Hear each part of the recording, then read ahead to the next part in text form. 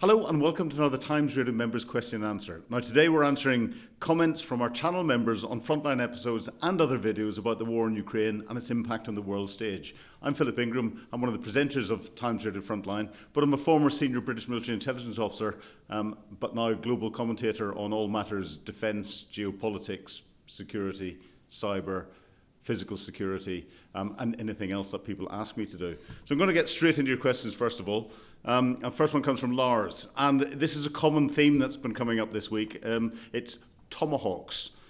Tomahawk has come up on the agenda very quickly, you say, Lars. So the question should be how well Flamingo works in a real situation, and could it be a political decision to hype Flamingo before the winter season and energy shortage in Russia that seems to have gone wrong? Well, no, I think the Flamingo missile and the Tomahawk missiles, whilst they are both very capable, they're very different. The Flamingo, Ukraine's cruise missile, is a very crude missile, but it's got a range of 3,000 kilometres. It's got a warhead of 1.1 tons of high explosives, and it has got a fairly good accuracy in hitting targets, but it's not stealthy. And this is where the Tomahawk cruise missile has got a number of other things that are slightly better. It's more accurate. It's got a similar-ish range, about 2,500 kilometres. It's got a smaller warhead, but it's got a greater variety of warheads that are designed to have different effects. So it's got warheads that are specifically designed to attack bridge infrastructure, for example. Not that I'm saying that the bridges could be a target. And what is good for the Ukrainians is to have a complementary set of different weapons that can have different effects. And the big thing about Tomahawk cruise missiles is that it's much more stealthy. It flies in a much more stealthy pattern and therefore can evade Russian air defences in a way that the Flamingo possibly can't. Flamingos, from what I understand of how they're being used, are being used to good effect at the moment and are having a real impact. Tomahawk cruise missile will have that additional impact.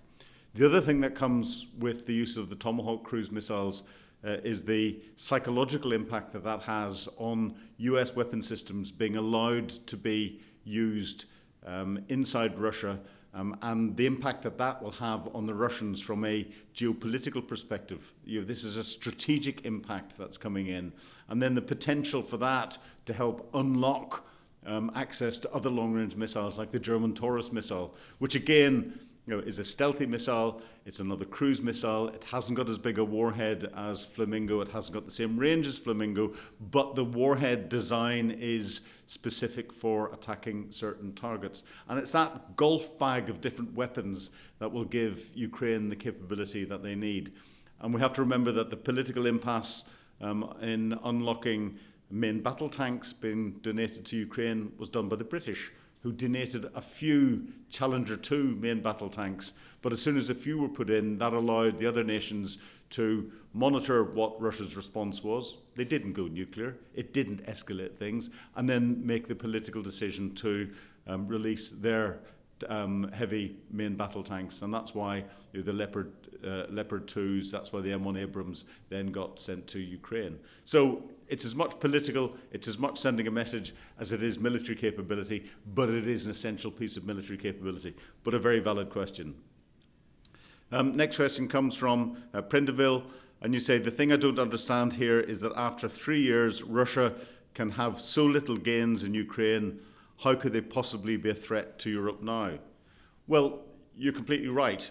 From a conventional military perspective, Russia, I don't think, can generate enough combat power to have a massive effect in Ukraine, and therefore couldn't generate enough combat power to have a conventional military effect in a conventional attack against Europe and against NATO. But Russia doesn't operate just in the conventional domain, as we've been seeing over the last week with drones operating over German critical national infrastructure, Danish critical national infrastructure, closing Danish airports, over German and Danish and Swedish military bases, over other military bases around Europe. The actions that are happening with sabotage across Europe that we've seen in recent months, cyber attacks that are happening. Russia operates in the grey zone a lot. and Russia will be behind a lot of the demonstrations that we're seeing across Europe, in pro-Palestinian demonstrations. They'll be helping Iran, they'll be helping others. It's that disrupting political activity, utilising and using up political capital, political time that's needed by different governments as they're trying to deal with Russia. If they're dealing with something else, they're not dealing with Russia. And Putin will continue to do that, and he can threaten our critical infrastructure with his spy ships and other vessels over undersea cables, taking up more time, taking up more of our military assets to try and protect those, with the hope from a longer-term perspective that if there's a ceasefire or cessation to the conflict in Ukraine, he can then build up his conventional military capability, again, learning all the lessons, and then use that for military effect. Putin doesn't think short-term. He's part of the CRINC group, or the axis of evil: Russia, China, Iran, and North Korea. They think in generations. That's what he's planning in. So we shouldn't be looking at short-term capability as the be-all and end-all. We should be looking at his longer-term capability. And this is where Ukraine is doing us a favour by, stopping the Russian military where they are, not allowing them to advance any further, but secondly, destroying large parts of it, because it'll take them even longer to recover that. But at some stage in the future, recover that they will. And at some stage in the future, if you've still got Putin or a Putin-type person in place, he'll come back for more. Next point comes from Liberty and Justice. You say Poland closing the border with Belarus surely ramps up the pressure on Russia as it's used by China for $25 billion worth of exports. I think we talked about this last week. And yes, this is the rail link that connects through Belarus out into Europe and is also used to get assets into the Russian isolated region of Kaliningrad. And Europe has closed that. I think that is a temporary closure, and was a temporary closure during the Russian-Belarus exercises. I'm not sure, I haven't read whether it's been reopened yet or not, but it is putting pressure on. And it's also a way of putting pressure onto China. And that relationship between Russia and China is critical. Whether European nations have the wherewithal, the desire to continue to put that pressure on China or not, I'm not quite sure. I think because of China's economic power, we're seeing a mellowing of what a lot of different nations are saying. But it was certainly a way of ramping up pressure. Combine that with the pressure that there is on the Russian oil and gas network, the fact that Russia is now having to import processed fuel for the first time ever because its oil refining capability has been so badly damaged by the Ukrainians, is significant. This is bringing the war home to the Russian people. And that is something that Putin fears more than anything, the Russian people rising up whenever they get more and more affected by the conflict in Ukraine. Because it's also showing that Putin can't keep the Russian people safe. And that's something Putin's been saying that he's there to do for years. We're seeing a change in the Russian narrative, and we've seen this over the last months or over a year, where the narrative is it's not just a special military operation in Ukraine, it is a wider conflict against NATO. And they're trying to say to the Russian people it's NATO attacking Russia and using Ukraine to do it. And we'll see that increase. Next point comes from Steve. And Steve, you say Trump likes to look good by saying I'm losing patience. But aren't there a few countries that are buying Russian petroleum products? Hungary, Slovakia, and Turkey. Steve, you're 100% right. And Europe jumping up and down and saying America needs to start to do more, whilst European nations are still benefiting from petroleum products, oil and gas, and others from Russia, is being very hypocritical.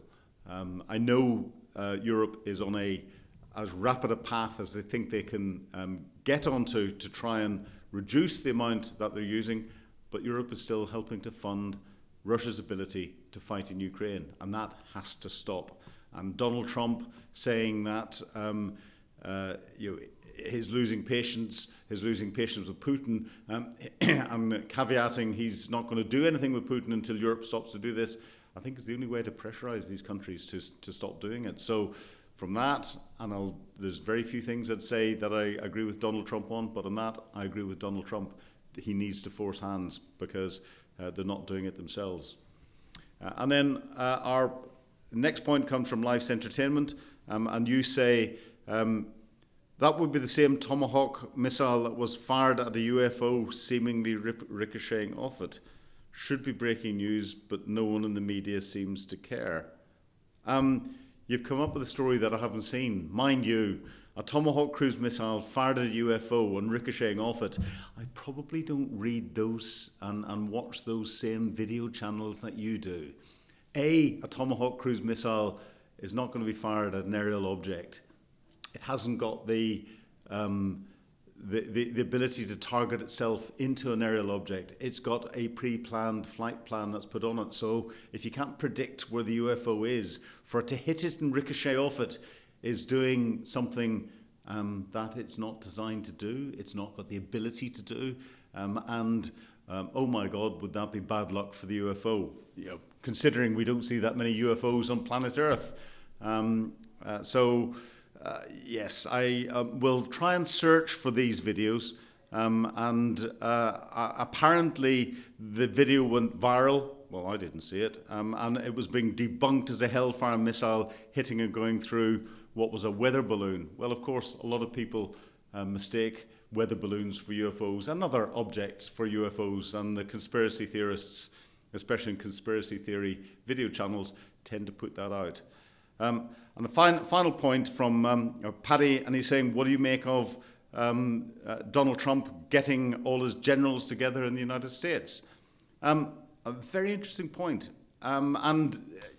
This highlights, please ask me questions about anything. It doesn't just have to be about our videos. But I thought that was fascinating, and a couple of things that came out of it. One, when Donald Trump and Pete Hegseth came onto the stage, there was no clapping. There was no adulation of them coming on. There was silence. That in itself sends a real message.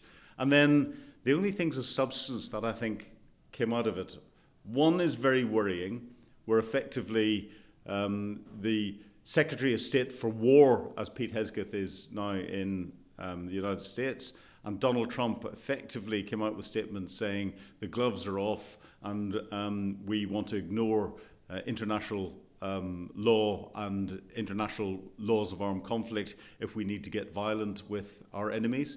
Well, that's not sending a very good message to other people. America is supposed to be the world's policeman. It should be upholding international law and the laws of armed conflict, not saying that they're going to break them.